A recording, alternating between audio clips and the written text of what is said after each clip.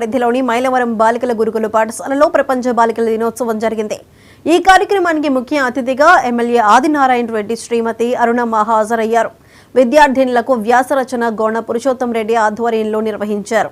MLA Adinarayana Reddy, Purushottam Reddy పాఠశాలను తనిఖీ చేసి సమస్యలను గుర్తించి పరిష్కరించినందుకు ప్రధానోపాధ్యాయురాలు సావిత్రి ధన్యవాదాలు తెలిపారు.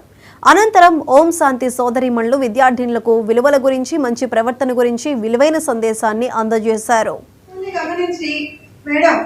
ఇక్కడ ఈ అవసరత ఉంది, ఇలా చేస్తే బాగుంటుంది, వీళ్ళకి డార్మెటరీ లేదు, అలానే డార్మెటరీ ఒకటి తాత్కాలికంగా అరేంజ్ చేద్దాం, అలానే మెస్ లో లీక్ అవుతుంది వాటర్, మెస్ షెడ్ మార్పిద్దాం, ఇది ఇట్లా ఉంటే బాగుంటుంది అని అనుగుణ డైరెక్షన్ ఇస్తూ మన స్కూల్ అభివృద్ధి కోసం చాలా కృషి చేస్తున్నారు. సో మన అందరూ కూడా వీళ్ళకి కృతజ్ఞతలు తెలపాల్సిన అవసరం అయితే ఉంది. అలానే వసతులు కల్పించడమే కాకుండా ప్రతి ఆడపిల్ల సెల్ఫ్ అవేర్నెస్ కలిగి ఉండాలని, అలానే మోరల్ ఎడ్యుకేషన్, నైతిక విలువలు, ఈ విలువలు లేకుండా ఉండడం వల్లే చాలా మంది స్టూడెంట్స్ సైకోలు అయిపోతున్నారు. సో అలా కాకుండా ఉండాలి.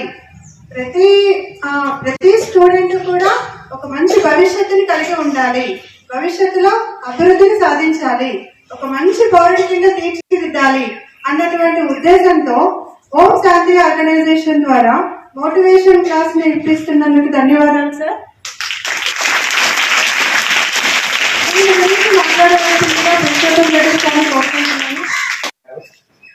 కార్యక్రమాలన్నీ జరుగుతున్నాయి, మీరంతా గమనించారా?